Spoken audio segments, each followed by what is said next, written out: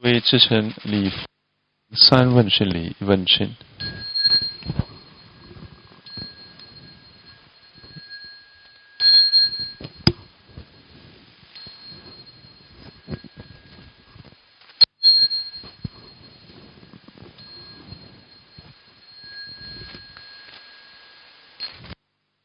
三称佛号：南无本师释迦牟尼佛。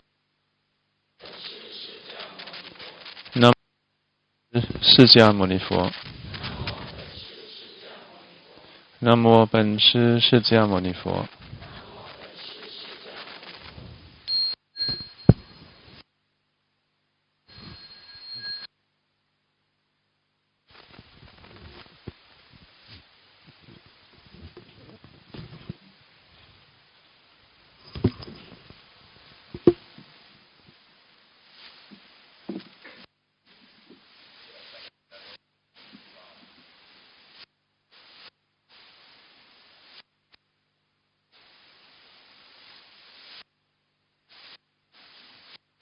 Please be seated.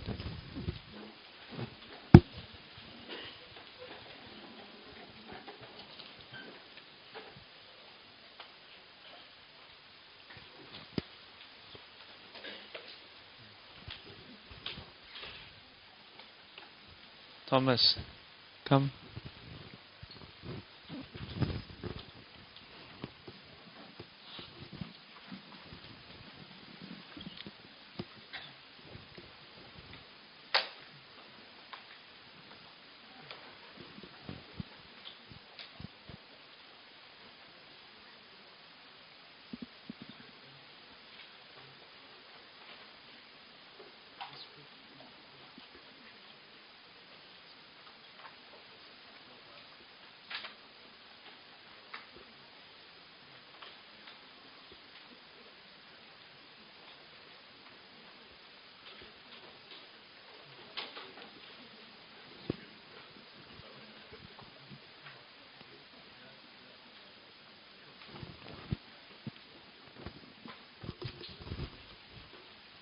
Good evening, brothers and sisters.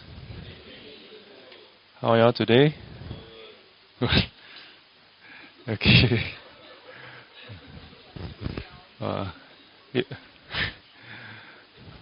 The excitement I hear in the good makes me wonder what you all have in store for me. More than what I have in store for you. Good. Okay. Alright. Good is good, but before I start, I want to extend some concerns for our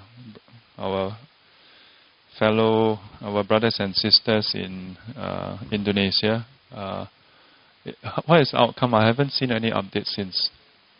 There's no tsunami, right? Okay. I'm glad. Yeah.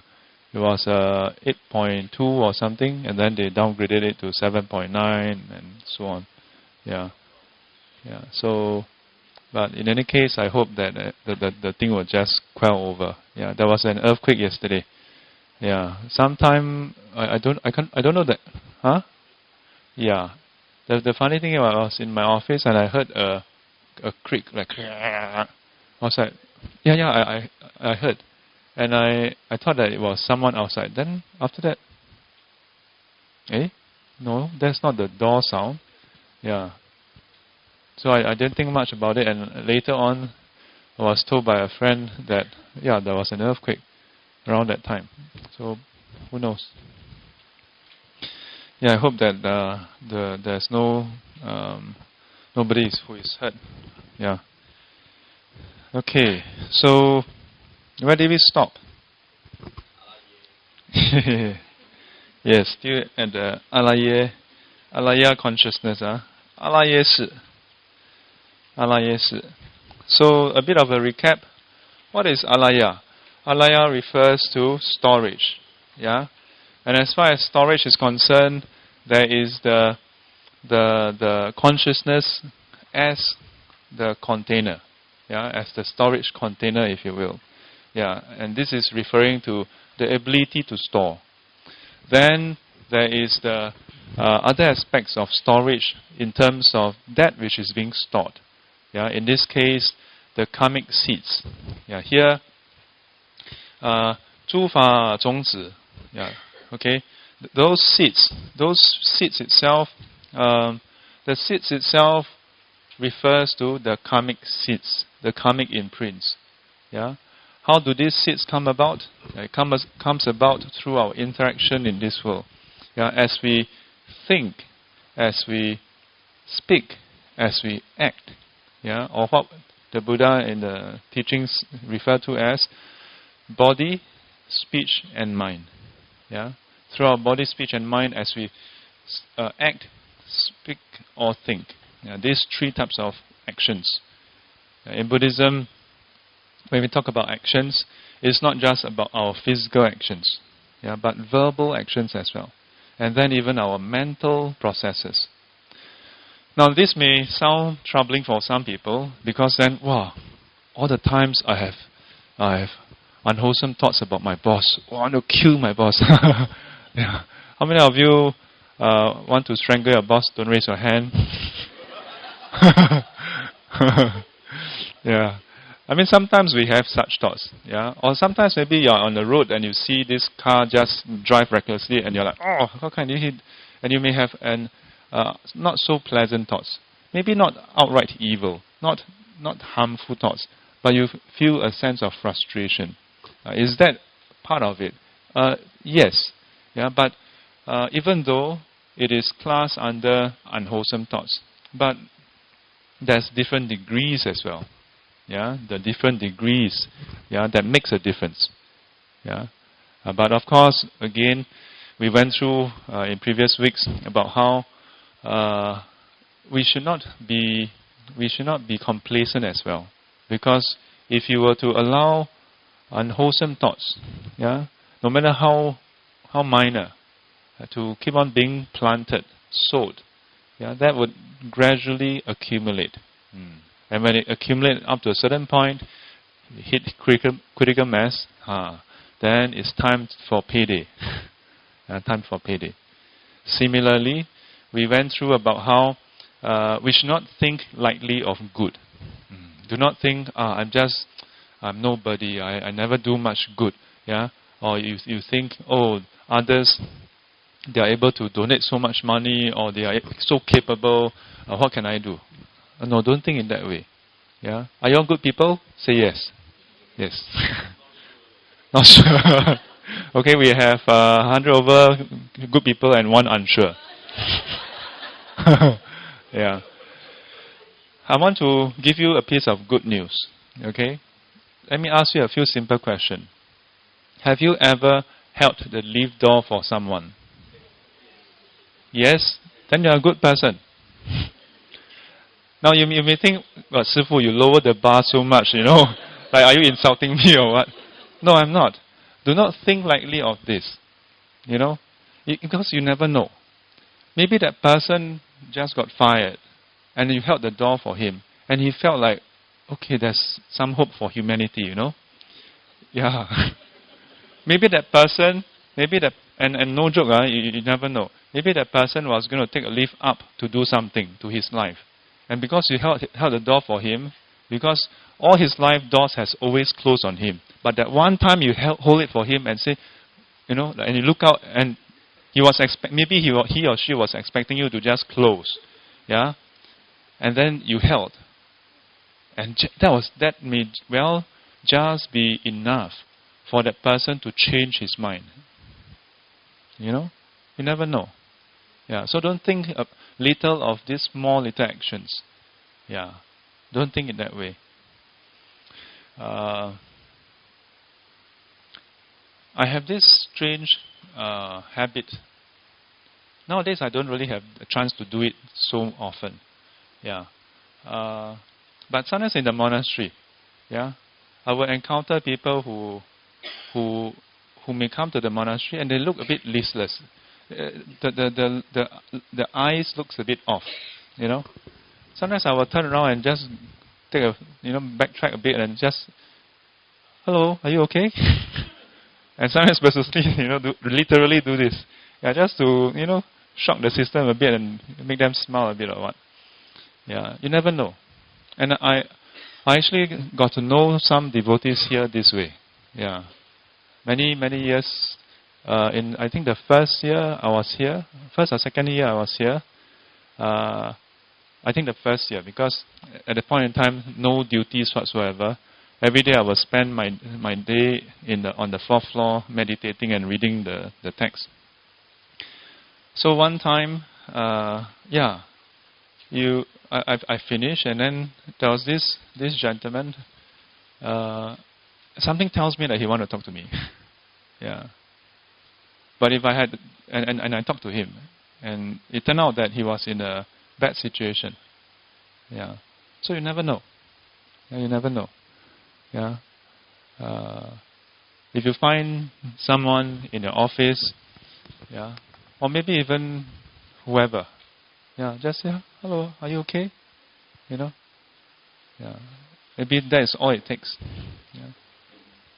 And for every single act that you do, whether it's just holding the door lift, yeah, or the lift door rather, the lift door, or just saying hello, yeah, just greeting a person, that plants a seed.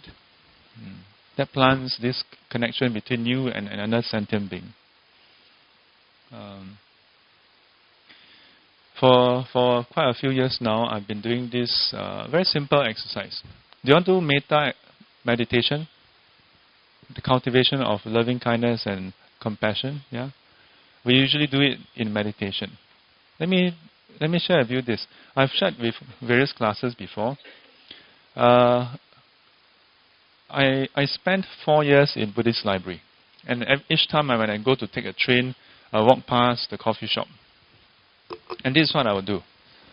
I'll try to make eye contact with people and smile at them and nod at them. Yeah, so sometimes the uncle, auntie, or whoever is at the coffee shop, they're eating, then they look up and they see me, and then they'll be like,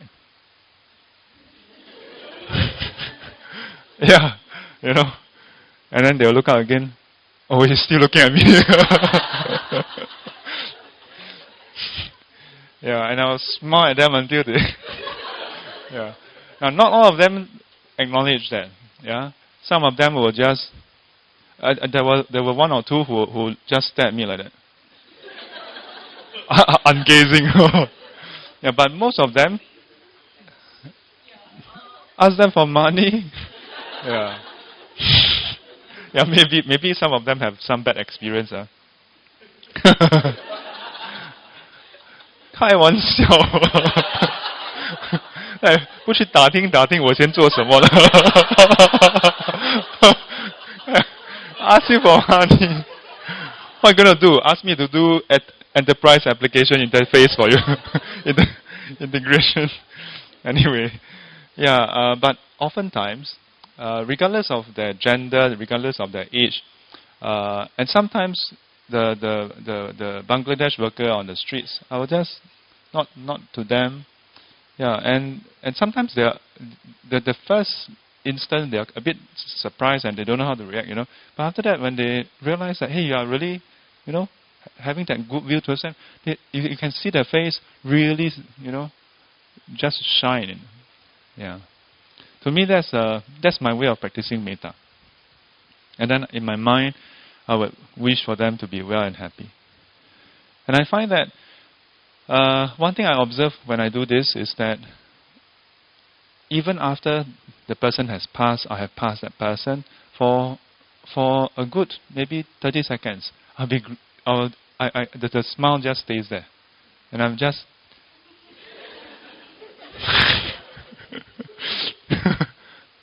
yeah. And if you do this often, then in my opinion, this is metta bhavana, the cultivation, the repeated practice of this. Yeah. The first time we do this, when we say first time, it's never the first time. We have so many lives. Yeah. But the first time we consciously do this in this life, then that plants a seed, such that the next time when you encounter a similar situation, a potential for you to extend goodwill again, it becomes easier. Yeah, the habitual tendency. It's the same mechanism of habitual tendency. Yeah, the same mechanism that we think we want to get rid of. The habitual tendency to flare up and be angry is the same mechanism that allows us to show concern for others. Yeah, the same mechanism. It's just that you put in different things. It is like your handphone. Yeah, it is like your television. The same screen, but you can watch rubbish. You can also read Dharma text on it. Yeah, on your big screen TV, you can watch documentaries, learn something about this world. Or you can, well, not always watch the documentary. You can also watch comedy and laugh about it. Yeah, the content itself is up to us. And the Buddha, in his wisdom, instead of making us say, "Okay, get rid of your habitual tendency," no. Use the same mechanism, no problem. Yeah, but encourage us to plant new seeds. Yeah, and from the new seeds, then arises new habitual tendencies. Those that is inclined towards purity, those that is inclined towards wholesomeness. In this way, we gradually purify. Yeah, this is one of a very important quality of the alaya consciousness. Yeah, the previous week, where did we stop? Did we stop here or did we stop here? We stopped at the Sanxiang, right? Oh, okay. We haven't started on this. Okay. So the part about cultivation, yeah, is part of this whole process. Yeah, the whole process. So previously I shared with you all this. We went through this already. Yeah, now we're going to go through this. Yeah. So, give me a second. Let me get my.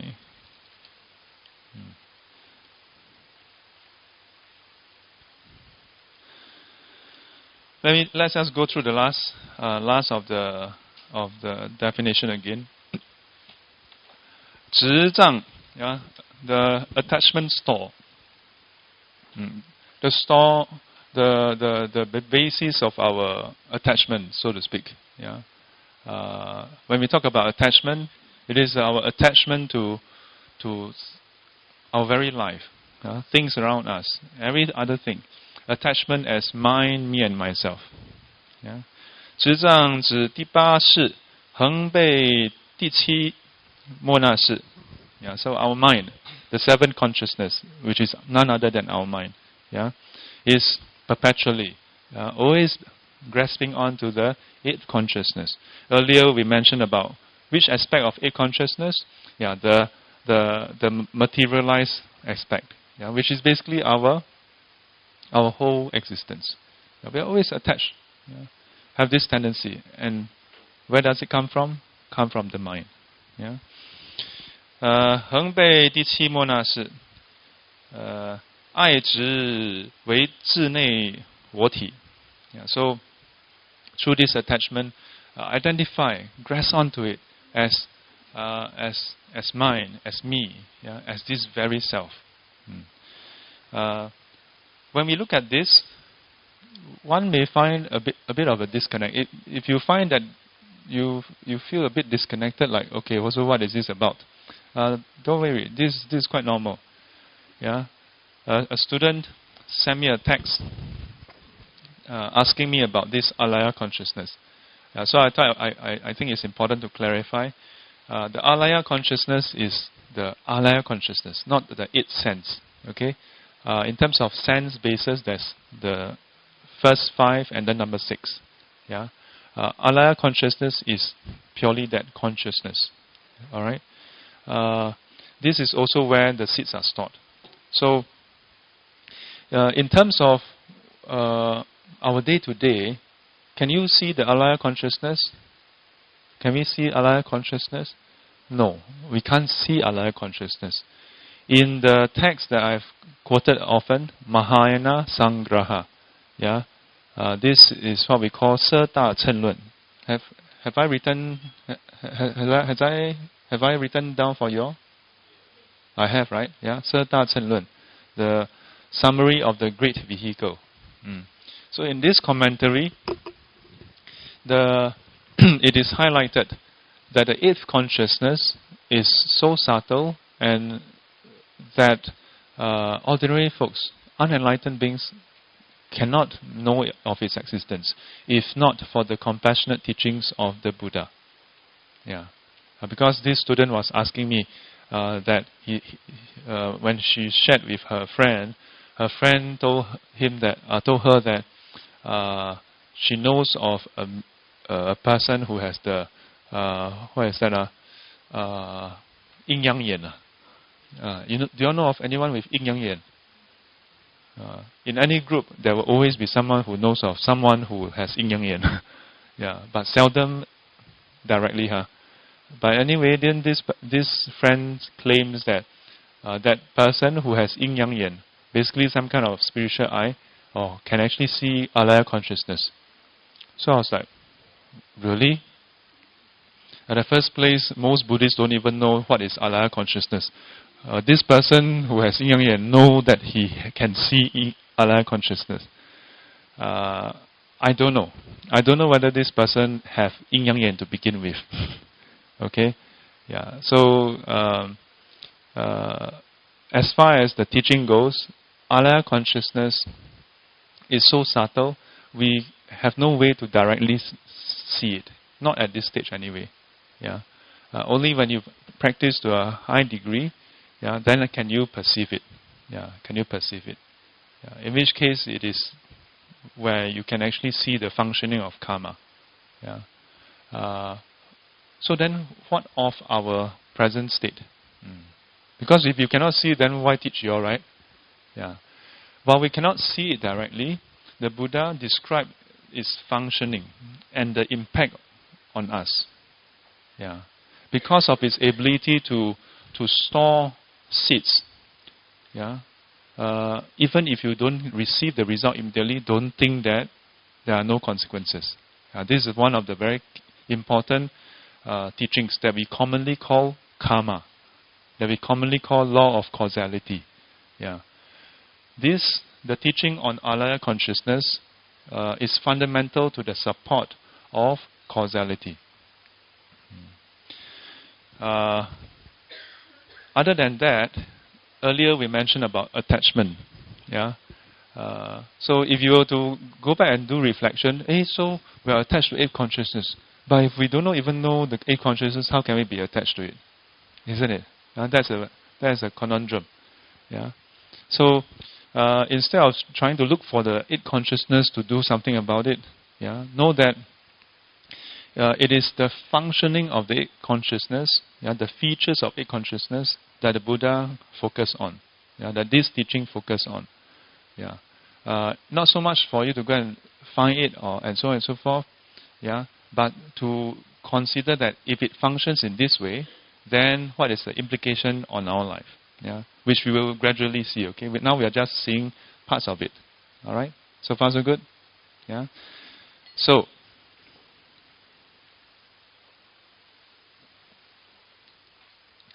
once we wrap up alaya consciousness, before we go into the next section, then there will be something else that is more interesting. So next, yes.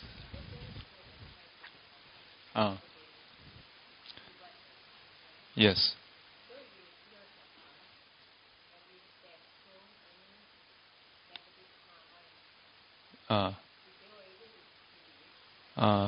See what? See the past actions. Okay. Venerable Mahamoggallana. Yes. Yes.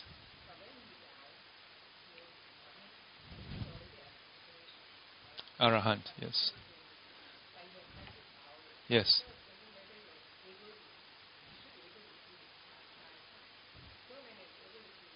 Yes.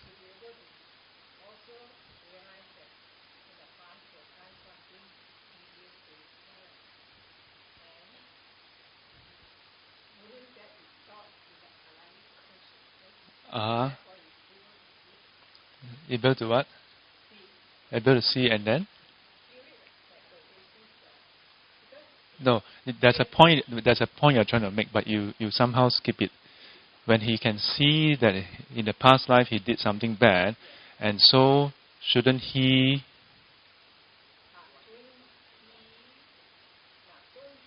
Why couldn't he? That he would. Okay. Okay.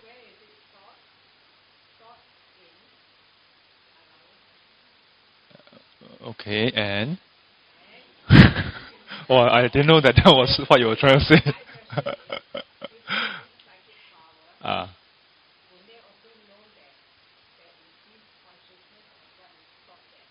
No, not necessarily. Let me give you an example of how people with psychic power can draw the wrong conclusion.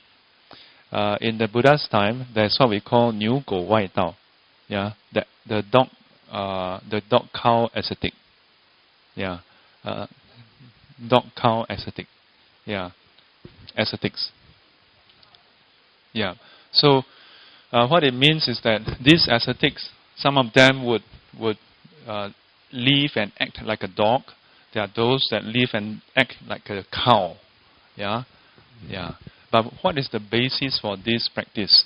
The basis is that their teacher, at some point, used their psychic vision, and then saw that some dogs passed away and then got reborn in heaven. Then some of them saw that cows, after dying, got reborn in heaven. So they draw the wrong conclusion just seeing this part and think that, oh, living like a cow is a life of purity. That's why you can be reborn in heaven. Yeah, and then those dogs, they must have lived a life of purity. So they gave the teaching, from now on we will live like cows. You eat, and then you chew, you swallow, and later on you regurgitate and then chew again. Yeah. So the Buddha come along and say, no, you are not seeing the whole picture. You have the psychic vision, the divine vision, but you don't have the divine wisdom. You don't have the wisdom to see the whole picture. So then he clarified that the rebirth itself is due to some other past karma. It is just that this person, after being reborn as a cow, that was the last life as a cow, yeah, of the past negative karma that has ripened and then completed. And because the next most potential one is a rebirth in a heavenly being, in a heavenly realm, and that is due to a wholesome deed. Yeah. So this is an example I'm giving to illustrate that simply having psychic power to see whether into the past or the future doesn't mean that they will draw the right conclusion. Yeah. Yeah. So in the text it doesn't say that simply having psychic vision will allow a person to see alaya consciousness. Okay? So, that is your question, right? Okay. Sometimes I bring in 300 stories, and then never answer the question. And everybody is so excited about story, I forget about question. Yes.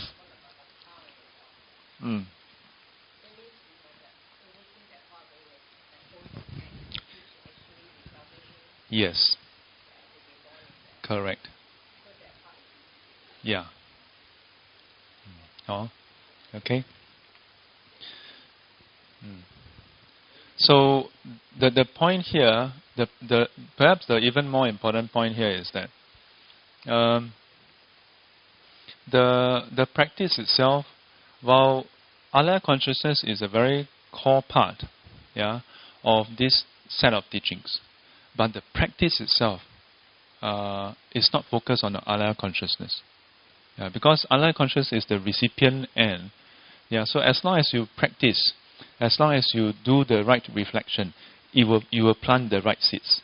Yeah, you will plant the right seeds. It is like to make sure that you get paid at the end of the month. You don't worry about your bank.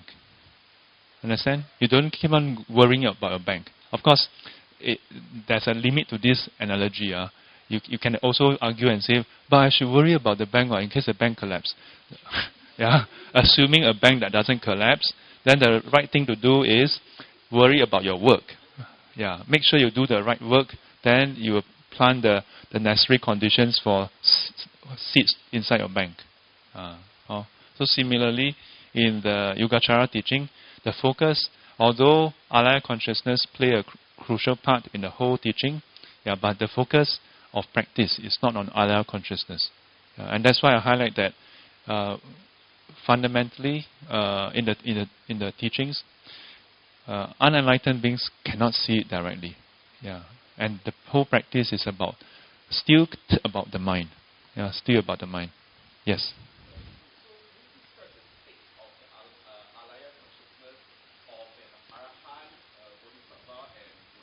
Can. Very good question later. Okay. I promise. Remind me. Okay, 三相。这第八世有三相三位的差别。So, in terms of the eighth consciousness, this alaya consciousness, there are features, okay, features about it that distinguishes it from the three stages, if you will, okay. 三相即智相、果相、因相。What are the three features? I usually translate 相 as features. Basically aspects about this thing. Firstly, that is its own self feature. Something that is specific to itself. 果相, the resulting feature, or the fruition feature. And lastly, causal feature. We will look at what these three means. 智相, so the first one, 即阿赖耶. So what is alaya again? Storage. 具有能障、所障、执障的意义. So this is earlier we mentioned about three aspects of alaya. What is the meaning of alaya? So here it says this is its own feature. This is its own feature. 此显示了第八世所有智相. So all the features of alaya is totally contained within this tree. This is the first thing. And this part is actually quite standard. Don't have to overthink it. Wow, what is this 智相? It's basically saying, if, for example, if you want to describe a friend, what are the features about this person? Maybe this person is very, very one-dimensional, only know how to work. Then you say, well, this person's, if you want to describe this person as far as his personal unique character, you just talk about his work. In this case, if you talk about alaya consciousness, then its personal unique feature is basically defined earlier, the three aspects. That which can store, that which is stored, and the attachment store, which we've gone through last week and I just repeated just now. Okay? So this part, standard stuff, let's move on. Okay? Second part, 果相即易熟时. This one, earlier I put a footnote and I said I will explain. Later. This is the later. 易熟时.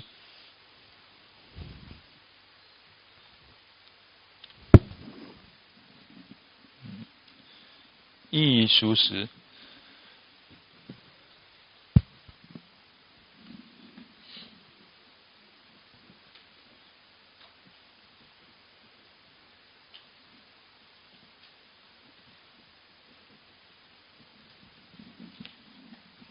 Sorry, not Sing. Below is the four dots, not the Sing. Sorry.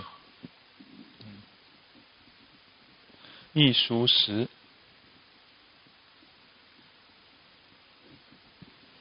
So, 此事能引发诸戒趣.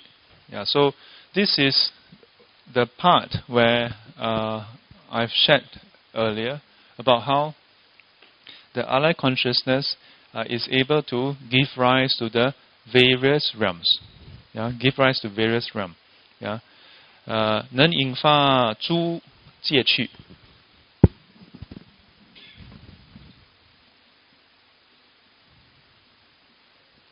Okay, let me explain the whole this sentence first. Okay, 此事 此事 here, this refers to first, second, third, fourth, fifth, sixth, seventh, eighth consciousness. Okay, yeah, this refers to the eighth consciousness.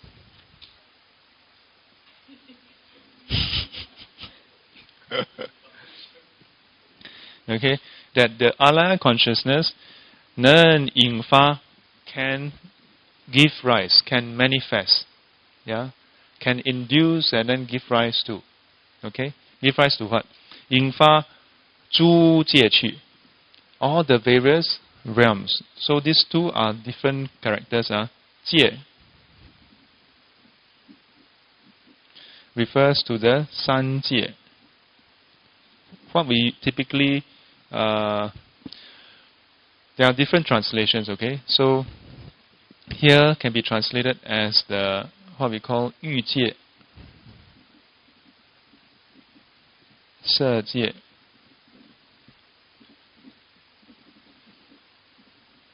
wu se jie. So this is the sensual desire realm, or this word jie can be translated as realm, or what is the other one? Sphere. Then se jie refers to form, and then formless. Now, these are technical terms, standard terms that is this is the standard translation. Okay. Human realm itself fall under the sensual desire sphere or realm. Yeah, sensual desire realm itself encompasses what we call the 6 different aspects, the 6 different realms, which are the heavenly, human, asura, ghost, animal, and hell. Yeah, are you all familiar with these 6 realms? By now, you all should be familiar. Yeah, yeah, because this should have been covered in year 1 or year 2, huh? Year 2. Okay, so this is the san jie. Okay, then qu.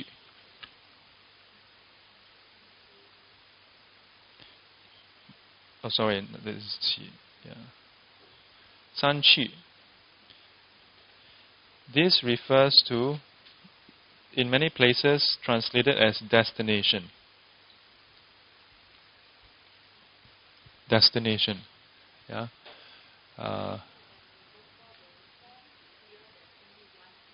Fourth sphere. Form sphere. Why there's only one realm? Yes. Yes, only heavenly realm. But the heavenly realm itself is split into 4 jhanas. And each of the jhana is split into 3 different layers. With the 4th jhana, the upper layer split into 5. Yeah, which is the 5 pure abbot. Yeah, I'm not going into the specific because this is not so much the context here. Okay. Then for formless realm, it is also split into 4. Yeah, the base of infinite space, then base of infinite consciousness, then base of nothingness, then base of neither perception nor perception. Yeah, 非想非非想处天. Yeah. Yeah. So that is the formless realm, formless realm. But all these are considered heavenly realm. Okay. Any other questions? Okay. So, how come there's an end here? Come for Dharma class, huh?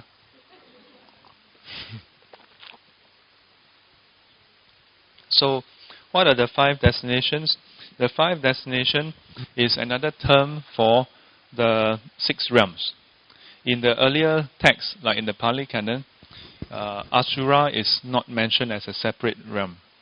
Yeah. So the 5 destination refers to heaven, human, ghost, animal, and hell. Yeah.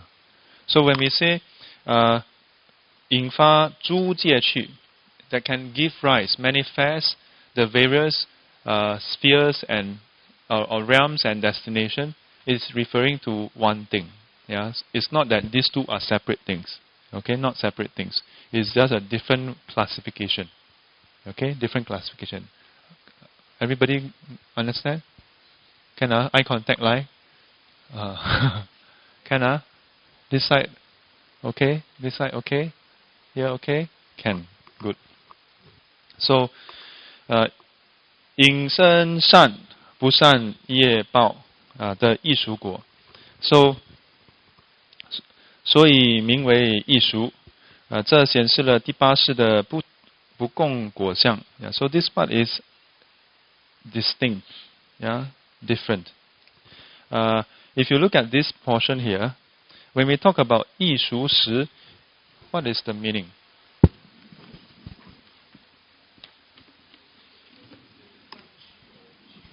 Huh? 武器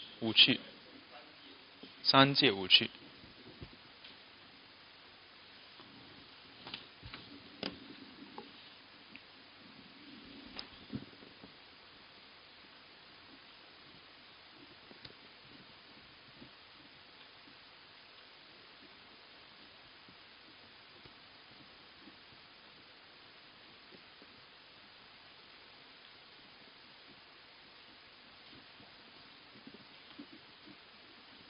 The alaya consciousness.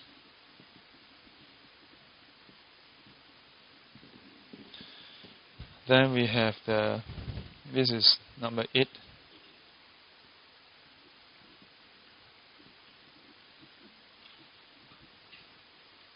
Then we have number 7.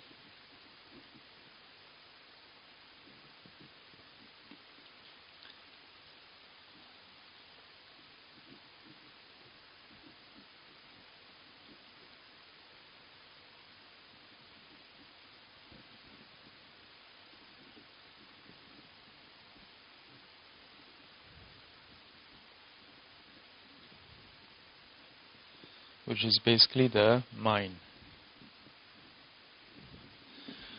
Then we have the number 6 consciousness.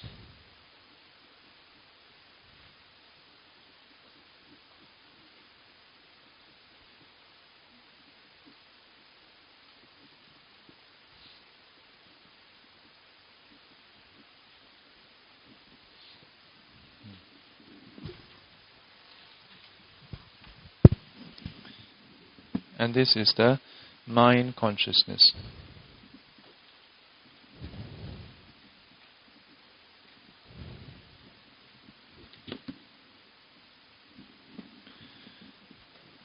Then beyond that, then we have the eyes, ears, nose, tongue, and body. Yeah. And corresponding to the form, sound. You see that? You see? You see? This I'm not kidding you. Sound, smell, taste, touch. And then somewhere here we have the mental objects.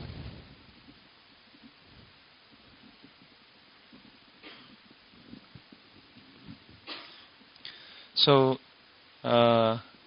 from these two, then give rise to the eye consciousness, ear consciousness, nose consciousness, tongue consciousness, body consciousness, and then together these give rise to this mind consciousness. So when this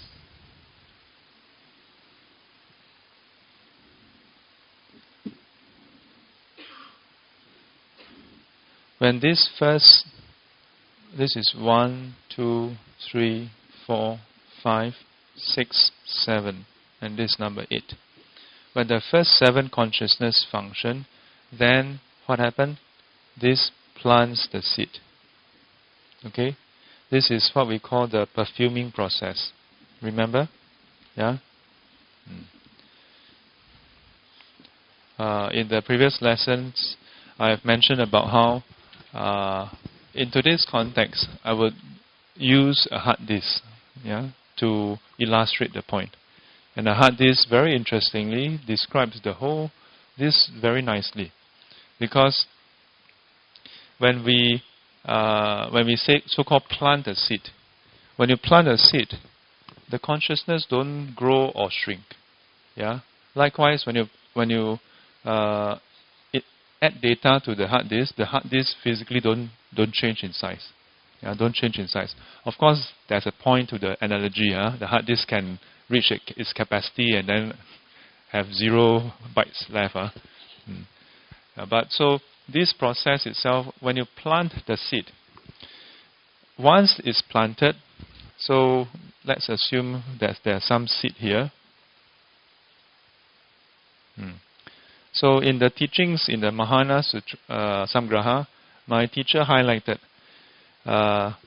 when seeds are planted, the seeds itself, whether it's wholesome or unwholesome and so on, they cannot be distinguishable. You cannot distinguish this is this seed, this is that seed. Seeds are all seeds. A very interesting description. Yeah, the seeds are all just seeds. So in this way, this is where what I've learned differs slightly from the definition here. Okay, I mentioned before. I will explain to you first what is being taught. Then, if there's any variance, I will highlight also.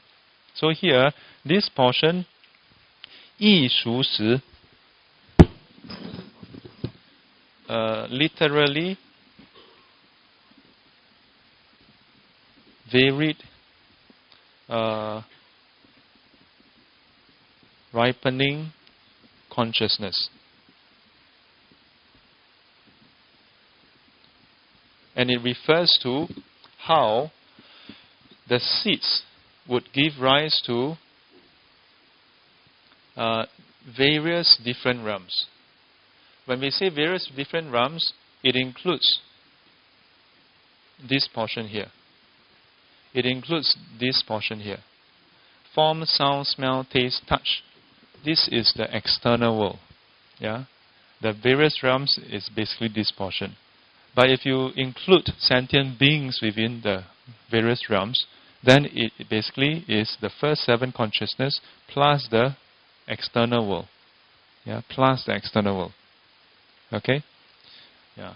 So the seeds itself give rise to various different worlds. This is the definition from the text. So far so good? Yeah, if we can, we are okay with this, then I move on to what my teacher highlighted. Everybody okay? This part is quite easy and straightforward. You plant seeds, you get different. Yes. Yes. All consciousness are arisen from the 8th consciousness. Okay? Any other?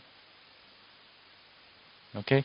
So, my teacher explains that there is actually a second layer, which is that when we act, we may have wholesome, unwholesome, or neither wholesome nor unwholesome.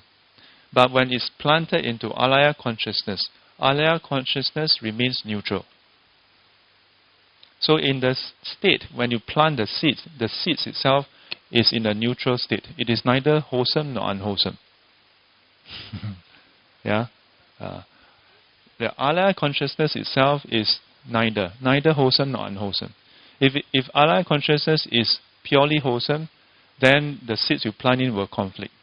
Yeah. So at the seeds portion in the consciousness, all just identical, so to speak. Okay. So this is the first varied ripening. This is the first of the varied ripening. You have different actions, but you plant when it is in the state of the seed, they are all the same. Then from this, when it ripens, it's again different. Second level. At the seed level, seems to be the same. But when it ripens, then you can see the distinction. If you can actually examine the seed, it appears to be the same.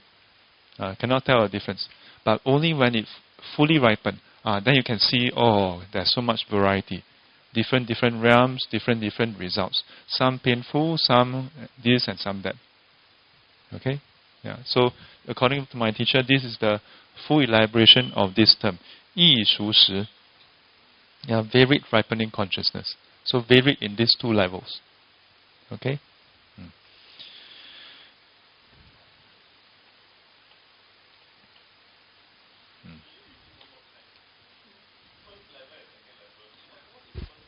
First level is when you are planting the seed. Second level is when it's ripening.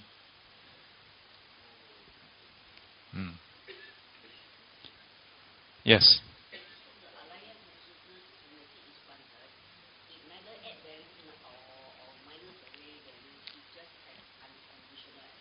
Yeah, it just store it.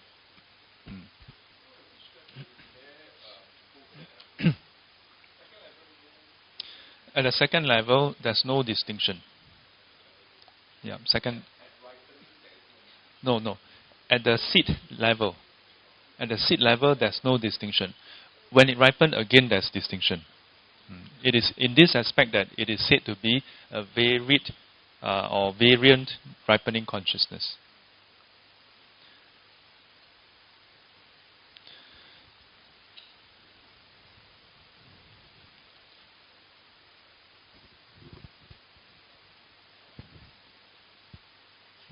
What? Why you give me a scowl?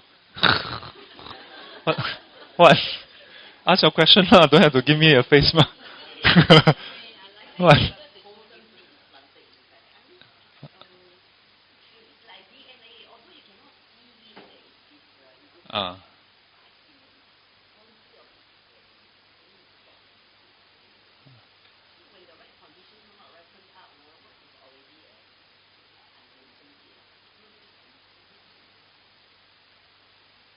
What? When it ripens? When it ripens, then we call that vipaka.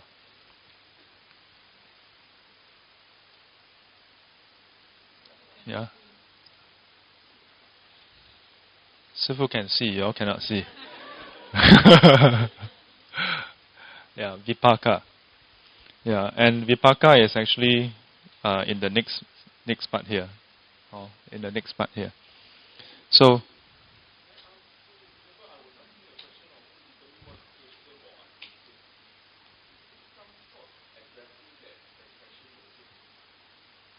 who determines?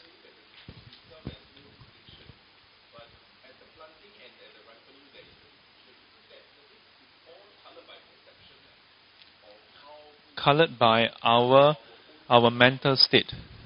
Colored by our mental state. Not so much define it, but determine whether it's going to be wholesome or unwholesome. When we say determine, it's not a classification. It is that, okay, will your action be wholesome or unwholesome? It's up to you, ma. You have evil thought, then it's unwholesome. Yeah, so it's different from what you end up concluding. Your question is about who set the bar. Who is the holder of morality? Who defines morality? In Buddhism, nobody defines it. Yeah, it is simply based on. It's not so much defined in a way. It is basically that there are those who, when they experience pain, they don't want it. Yeah, in Buddhism, it's very simply defined by pain versus pleasure. Yeah. If you do something with an intention for people to experience pain, and then from there, the result that you experience is pain, that is unwholesome. Yeah, your intention itself is for people to experience pain and suffering. When you do something, okay? Yeah, so you may speak very nicely to a person, but your intention is to harm that person. still that is unwholesome. And it doesn't matter whether you go against, let's say, your teacher's instruction or not. Yeah. In Buddhism, it's not about who defined it. So there's no such a thing as, oh, the Buddha's, or like the Buddha is not like an overall judge to come and say you are right or wrong, what? But it's purely based on your own intention. Yeah. Let me explain it this way. If you were to put your handphone down nicely versus if you just throw it down, is there anyone in this world to come and determine whether your phone should break or not? You don't need someone to define that. By your own action, that is the result. Isn't it? Karma works more that way versus, oh, you park wrongly, so there must be someone to kind of enforce it. And based on what is it enforced? There was some rule that was set. Set by who? Set by this group of people that we call legislators. No. Karma don't function in that way.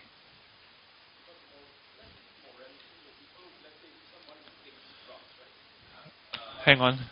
That is a bit out of the scope of this. We can look at that later, huh? So,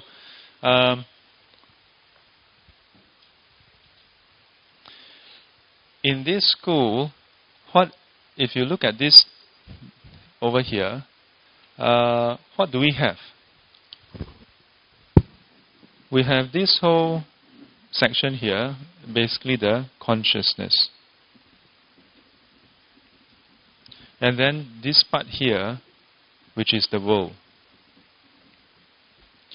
But you notice that everything is actually given rise from the consciousness.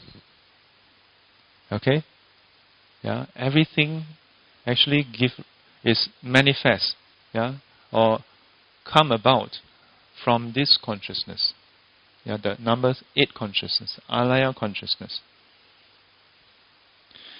Further,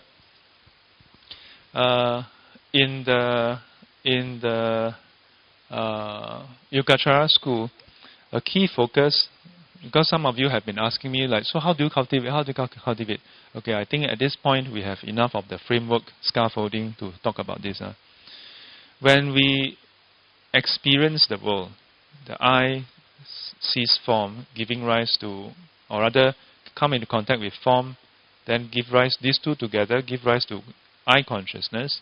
The 3 together is contact, and so on. With this I consciousness within the mind give rise to something called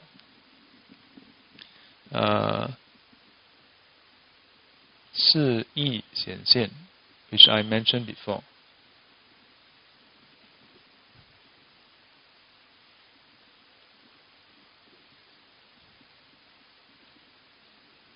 Yeah. What is this 示意显现?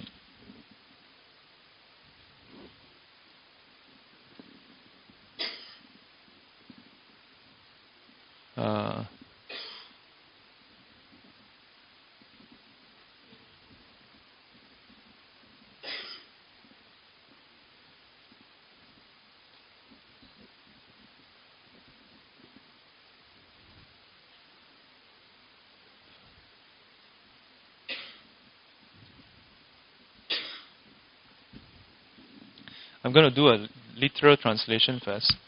示意显现 literally means appearance alike to meaning. 意 basically refers to meaning. So far so good? Then let me explain. What is 意?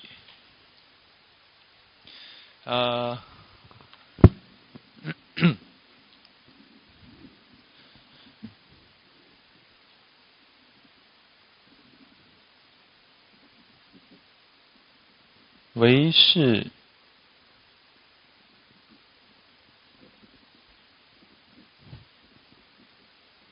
无意. The word 意 here and this 意 is the same thing. Okay, this refers to meaning, but here if you just take it literally, you'll be like, huh? What do you mean? Something that arises that is a like meaning. What meaning? What are we talking about? It basically, this meaning here refers to substantiality. Yeah, it is saying the external world in Yogacara. Okay, external world, the table and chair, has some substance. Okay, and this substance is different from what we perceive in our mind. The table that we perceive in our mind through our senses, that has no substance. That table in our mind has no essence. That table that we see, 唯是无意, is only consciousness and has no substance.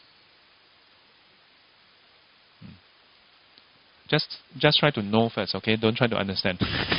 Yeah, okay? 唯是无意. Basically, that can be extended to everything. Why do we suddenly jump to everything? I thought we are only talking about consciousness, because apart from our consciousness through which we are aware of this world, is there this world? You cannot talk about this world apart from your consciousness.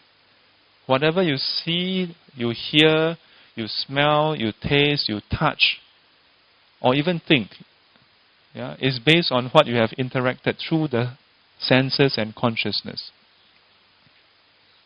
And that's why in this school, it established this very simple statement, 唯是无意. That all things in this world is in fact, in a way, yeah, nothing but just your consciousness, no substantiality. Yeah. Okay, so just try to know that this is what is being taught. Okay, don't try to understand and okay, yeah, just at least know first. Okay, cheap, huh? It's like mind blowing, huh? Yeah, it's just like in the Heart Sutra, everything empty. Wow. Yeah, this one also talk about empty, but empty in a slightly different way. Yeah, instead of negating the world outside, it tells you they put in one more step here. Yeah, that this world only exists to us through our consciousness. The consciousness is different from the world outside. So the consciousness has no substantiality. The world outside, in Yogacara school, the world outside has substantiality. The world outside is manifested from your alaya consciousness. It has substantiality. Who don't agree? Who don't agree? You have a flying mud cat. If you read a lot of the Zen koan, Zen story, you see this. Yeah, the monk, they would go and visit different masters and then learn from them, then share with them their revelation, their realization, Then what happened? Tell the Zen master, I have meditated so long and I have realized that all things are really just nothing, empty, don't exist. Why do you hit me? Oh, the slap is still not something. Yeah. Yeah. So it is said, according to we discuss this a lot, and we have this thinking from our lineage that at some point people figure out, so even if they give me a slap, yeah, I must not react. Yeah, so it probably didn't start off with a slap. Probably start off with something more trivial. Yeah, maybe the master criticized your idea. How can you criticize the idea? This idea is so... so your idea is still real. Oh, okay. Idea is not real also. Okay, maybe 3 years later come back. I have discovered idea is also not real. Wow, you are so enlightened. Well done. Yeah. Oh, so your enlightenment is also real. So idea is not real, this also not real, everything not real. Everything is not real. After everything is not real. Wow, that's amazing. Yes, but it's also not real. Oh, very good, huh? Then sure or not? Oh, so the banging table is real. So after that, wow, maybe I don't know, maybe practice. Wow. Then after that's also not real. Wow. So wow, then up the bar, Pia! Why you hit me? Oh, no, your head is still real.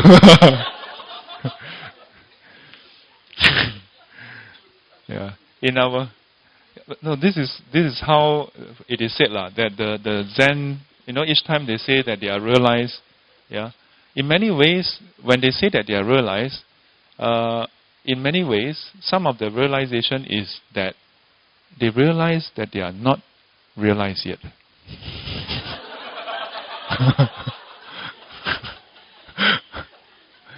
And I will tell you this.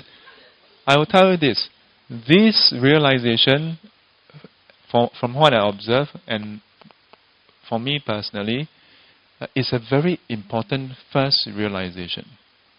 Yeah. There was once, at some point, I came here for novice retreat and everything. Then, seems to be, So at some point, I'm like, what else is there to do, Yeah. And I figured that I'm too lazy, cannot make it, So, seems to be okay. And for most of you, after you learn some Buddhism, you start to go into this very, very nice state, because you do a lot of giving, you practice right speech, right? Your action is good, so you are in such harmony with everybody. And then plus a bit of Dharma teachings, emptiness, Heart Sutra, Laksa, zone, nothing can rifle you, yeah. Then you go into this quasi enlightened stage. Yeah, and you start to wonder is that it? And then you start going to different centers and ask, how do you know whether you're enlightened or not? Huh? Just in case I get enlightened, I don't know. For me, I went through that stage also. Yeah, seriously, after a while, if everything seems to just go very smoothly, and even when things don't go too smoothly, you are able to just ride across it. You're like, hey, okay, what? Wow, then one day, I must thank my second sister. Yeah, 我的丑事你们要记录，现在赶快记录。So, no problem, record. Yeah, so one day, and I'm sharing with you this, hopefully that it will trigger something for you. Okay, don't be afraid of getting angry. Don't be upset with yourself for being angry. So one day, my second sister, for some reason, came into the room, and then, because back then, I was having my own room, and then two of them, elder and second sister, in the other room. But then, my second sister's computer was in my room. So there were two computer desks, and then my bed, and then wardrobe, and the attached bathroom. So then, she decided that my things was overflowing to her side. This is as primary school as it gets, This didn't happen when I was in primary school. This happened when I was already working.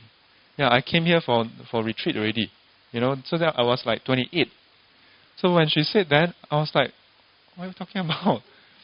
And she was she shifted everything boom, and then just that line, just push across to my side, Yeah, and then something snapped.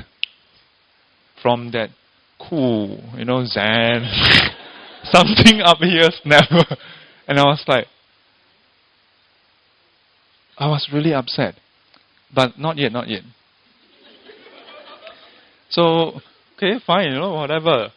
Then I remember that we went back to her room, because there was a TV there. We were watching TV. Then at some point we started arguing about it. Argue. Then, second person I must be grateful for my awakening of how I'm not awakened. My mother. Wow, she see that we are quarreling. Wow, I don't know how many mothers do this but my mother would always come in and say, 老母狗底了查什么查? Your mother is still alive. How can you quarrel? Blah, blah, blah, blah. And my mom's justice is very simple. Everybody is wrong. Keep quiet. Cannot quarrel. Yeah. And then that's still okay. I'm so used to it. Then I remember, okay, my memory happened to be quite good. It's not that I please. It's not that I write down diary or still upset. I'm long over it.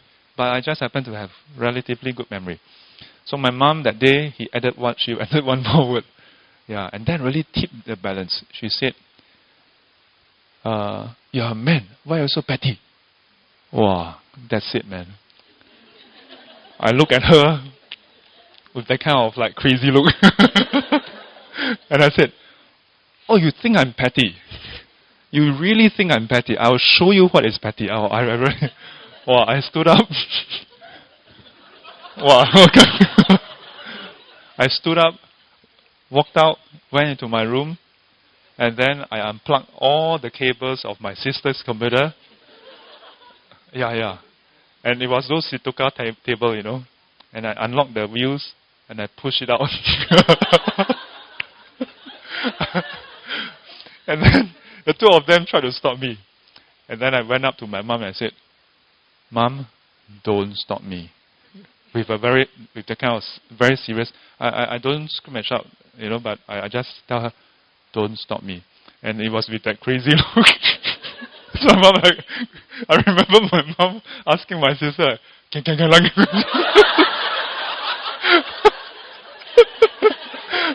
I tell you, my mom quickly scattered my second sister. My second sister was still like, wow. I pushed out the table all the way to the living room and then just set it there. Yeah. And I think I must have removed some of their bag. You see, there's a certain context. I haven't told you the context. The context is, although that's my room, the computer is my room. And then there's this 4-panel wardrobe. But I'm only using like one and a half panel. The top rows are all their things. The other half are all their things. And I don't care, I'm like, as long as I have a place for my things, I never even complain that they are putting things in my room. And then and then my mom tell me, you're petty. Wow. So I did that. Yeah, I really did that. Yeah, nothing proud. I'm not being proud. I may laugh and look like I'm enjoying myself here, but I'm not proud to tell you that I did that. Yeah, because after that, I went out of the house, slammed the door along the way. I was still quite upset. But then, after that, in fact, the funny thing is that it was shortly after the retreat. Yeah, and that's the thing, to me, that's the beauty of that incident. Because you're so close to the retreat. It was shortly after that. I remember very specifically, I was wearing T-shirt and some slack, some jogging pants or whatever. Yeah, and my hair was still short from the retreat. Yeah. So, as I walked out, I didn't want to have any more confrontation. I walked out, and then Aljunied MRT, the tracks, not the track itself, but below. I walk up and down, I walk up and down, like I was like trying to calm myself, pacing and then reflecting, and I was like, gosh, what just happened? I just finished a retreat. How can this happen? Like, wow, I totally lost my mind. Because as you practice, then everything seems to be okay, So to me, that was such a beautiful wake-up call, especially when it's so close to the retreat. It was a smack in the face, in your spiritual face, your head becomes so big. Oh, I'm a cultivator, I go for 2 novice retreat. Wow, what can move me? 八风吹不动，一屁打过江。The next day, at that point in time, my sister would sometimes drive me to work. Sometimes I would drive her to work. I think that the next morning, I think, along the way, or evening or morning, I can't remember. But I told my sister, I said, you know what happened? Then she said, yeah. My sister's, one thing, yeah, my elder one. No, not the second one. No, I never hit my sisters. Never. Except my younger one. When I was a kid. When I was a kid, play. I don't know what. I also don't know why. Kids are just pickpock. Yeah. But I told my sister, and then she said, "Yeah, I know."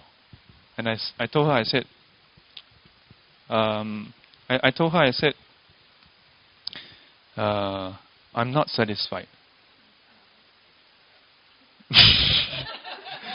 Hear me out. I told her, I'm not satisfied. I still got angry. I still have this potential to be angry. I must do something about it.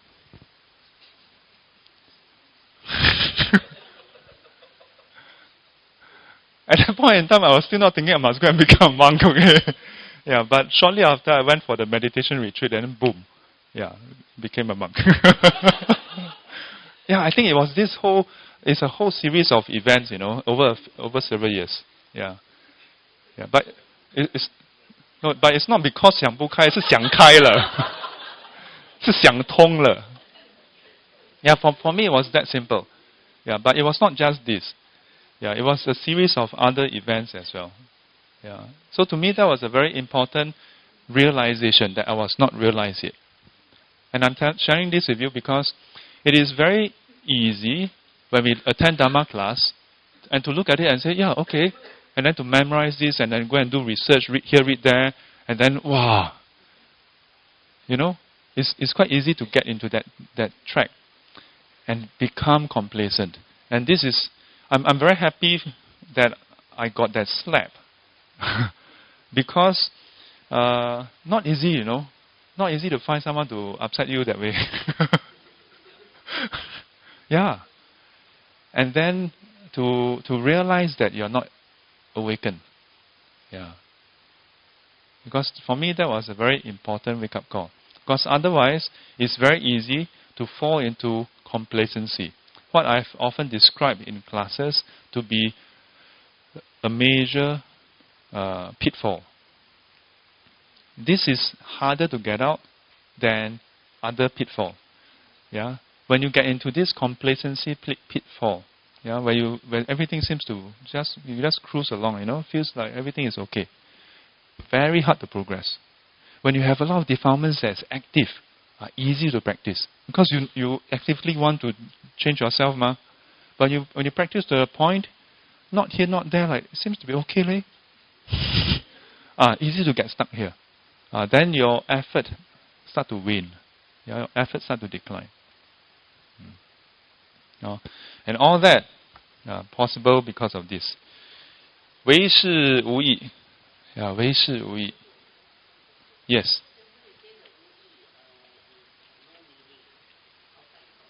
No.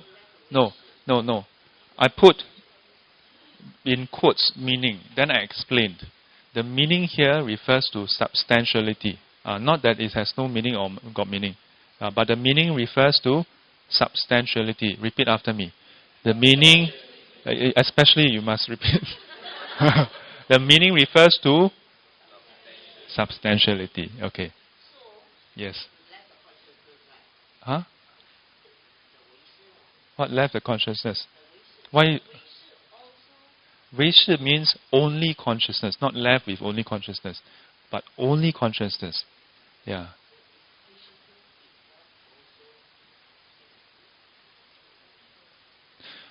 Must be careful. In Buddhism, the word emptiness is used in many schools. Those who have attended the Heart Sutra, when we talk about emptiness, is everything all empty. Okay? But for Yogacara, you don't say everything empty.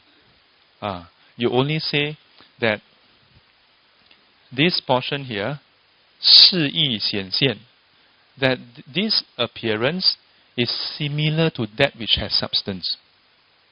Yeah, this itself has no substance. On top of that, 第六意识, this number 6 consciousness, driven by our mind, which is tainted, it have a distorted, deluded discrimination. What we call 虚妄分别。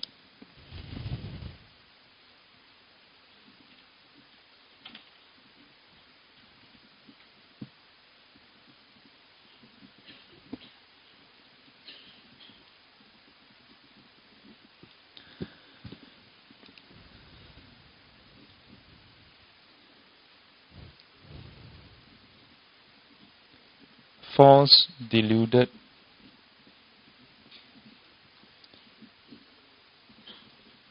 discrimination.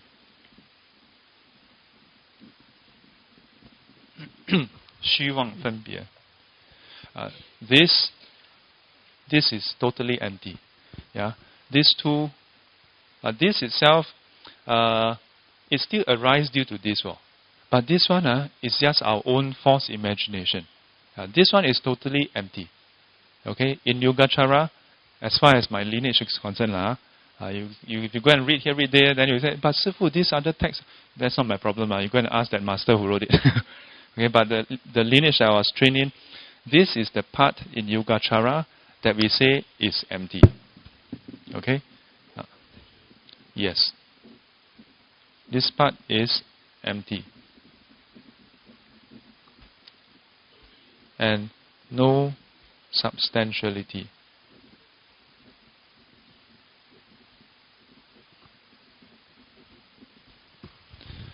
So,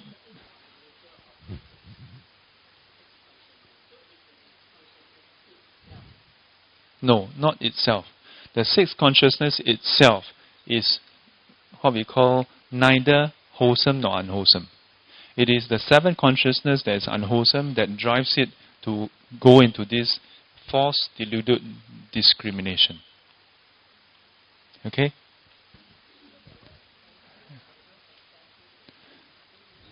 In this case, yes. In this case, yes. In Yogacara school, the two are synonymous. Yeah? Yes. Jin.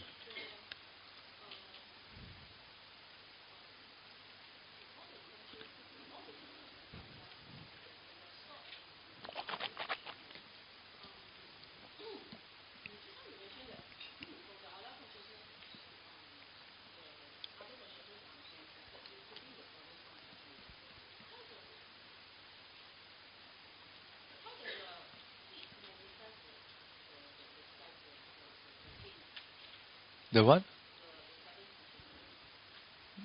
How does it manifest the seven consciousness?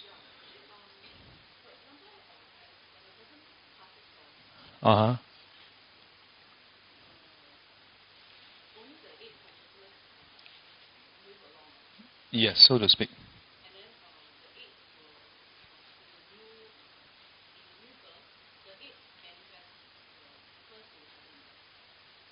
Yes.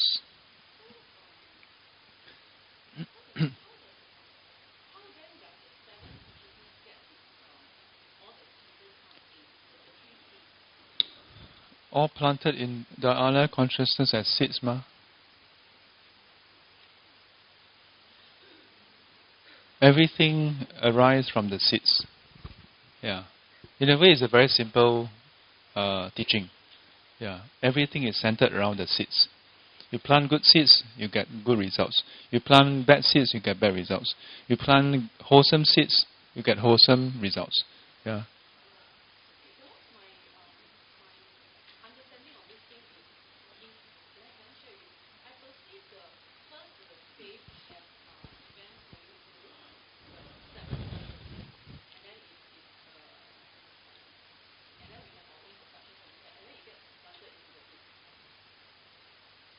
Well, how is it different from what we have described?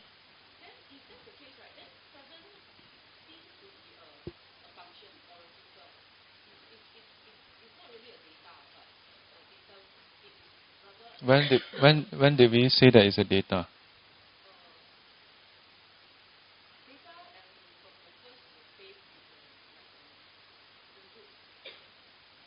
But why don't you just consider that this first seven consciousness, yeah, when the moment they function, then they plant seeds. Is simpler. This is a simpler model. Yeah.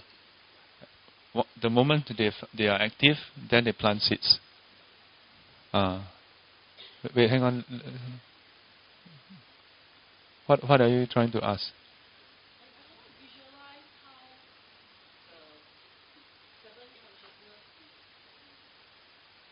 Manifested.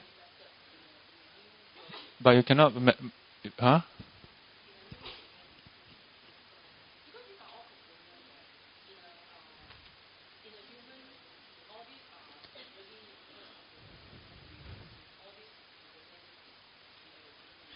But eye consciousness, can you tell me which part of your body is the eye consciousness?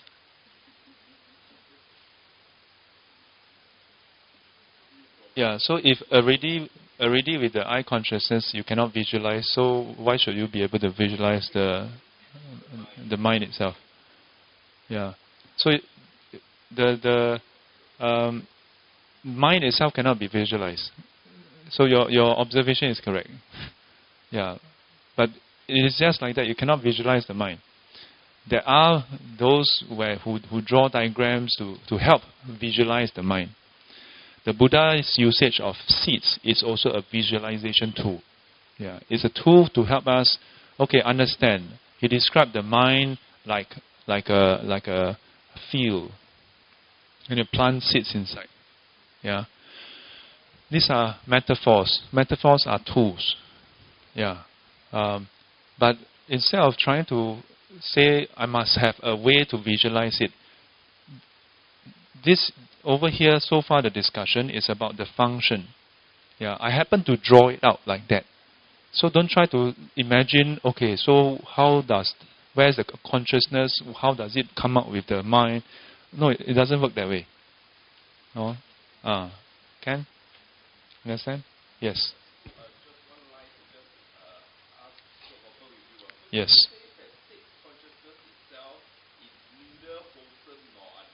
Yes.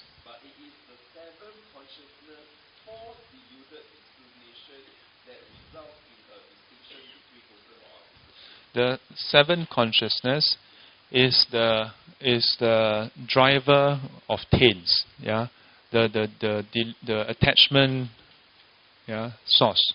So because of this, then the six consciousness have false deluded discrimination. So in the Mahayana Sangraha, it establishes a few answers for a few questions. For most of us, just remembering all this can be a challenge for some. Okay, but one can also ask, but why must it be that the sixth consciousness is neither wholesome nor unwholesome? So the text, the explanation, and this is a series of root questions and answers. 遮难, 遮难, yeah, or 问难, rather 问难, yeah, 难, the word 难, basically the word 难, difficult. Basically, ask difficult question to challenge the teaching. Yeah. This is the basis for many of the commentaries. Yeah. So in Buddhism, when people ask me, or people tell me, my mother say, if I ask questions, I'll go to hell. I'm like, where did she get it from? Because this is the very basis for almost all our sutras and most of our commentaries. In this particular one, the Mahayana Sangraha, almost the whole series is all root questions, not just nicely asked, no, not politely, back and forth to attack and the teachings, yeah, to clarify and really. Yeah. So one of the question was, what is the basis? Why must this be this way? Answer: because if this itself is wholesome by nature, then it cannot plant unwholesome seeds. If it's unwholesome, then it cannot plant wholesome seeds. Simple as that. Very simple. Yeah. But because this is only driven by the mind, yeah. So as long as you connect differently, then you can plant different seeds. Yeah. And this is why in Yogacara school, our huge emphasis on correct reflection, right reflection.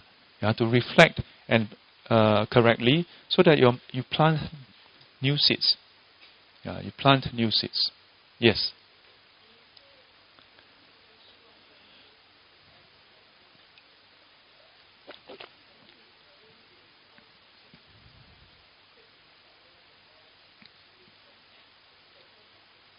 Huh? The what is of no essence?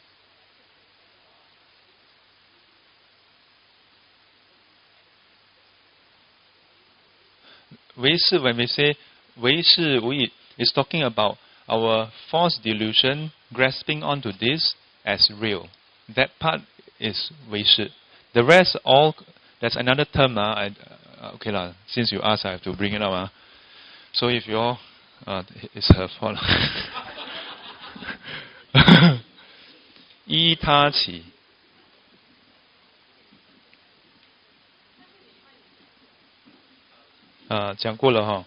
Okay, so luckily you. So all this is known as 依他起, yeah. But the part where we grasp onto it and think that it's real, that one is 偏计所执. I've mentioned before also actually. 偏计所执. That part where you're grasping itself, you're grasping at nothing. Yeah, we're grasping at nothing. In future lessons, I will go through the different parables that's highlighted in various commentaries to substantiate why this school says that everything that we experience is nothing but consciousness. But if you grasp onto the thing that you grasp onto, there's no substantiality. It's empty. Yeah, there are various analogies and metaphor, back and forth, question and answer to clarify why it's like that. Yeah. So this is part of the very rich tradition of this Buddhist school called Yogacara. Yeah. The learning process can be quite tedious. Yeah. So already just eight different consciousness, so many terms, and then each week one more, 2 more, 5 more, 10 more. Yeah. But with this scaffolding in place, then when we do the reflection, it becomes hopefully easier. Yeah. So previously, I have given you all an exercise to go and reflect on how water cannot quench your thirst, fire cannot burn your lips. Did you all do the reflection? How many of you did? Raise your hand. Up high lah, 刚刚来. Okay.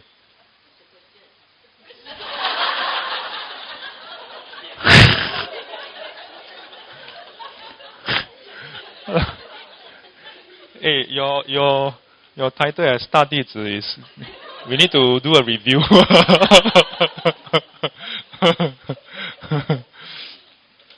Yeah, so from that question, the question that I gave you all weeks ago, okay, about to reflect and consider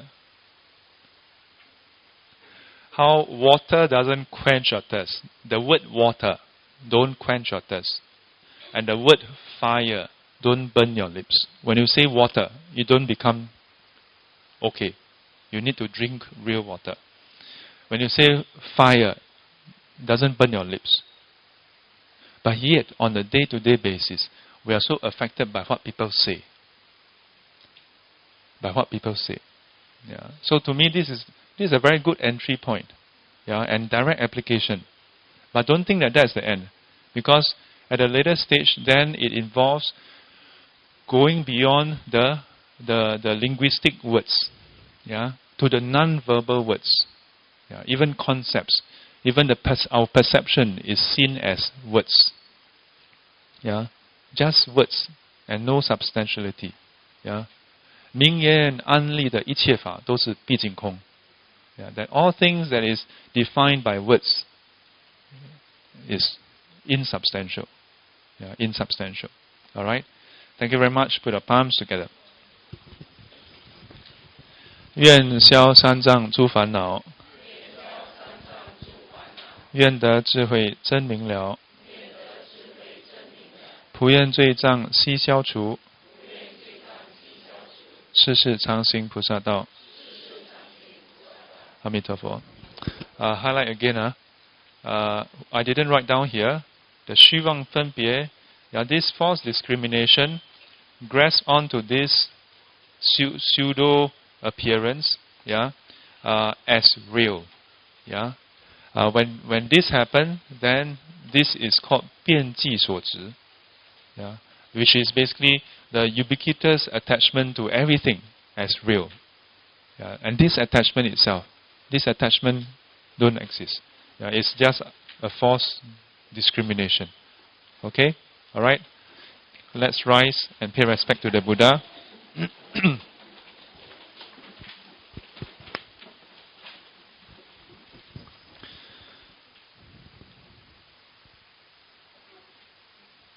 诸位至诚，礼佛行三问讯礼，一问讯，再问讯，三问讯。I'd like to also extend dedication to Celia, a cancer patient that whom I have counseled. She has passed away in the past. Today is Thursday. She passed away a few days ago.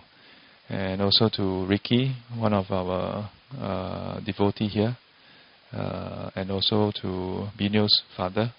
May they have the conditions to be reborn in Pure Land and practice the Buddha Dhamma and in due time attain to final liberation. To the brothers and sisters in Sumatra, in Indonesia, may they be free from harm, free from fear, may they be well and happy. Sadhu, sadhu, sadhu.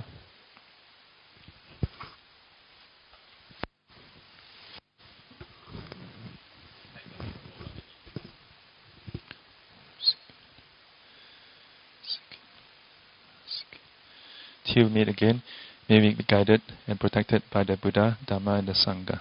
Sadhu, sadhu, sadhu.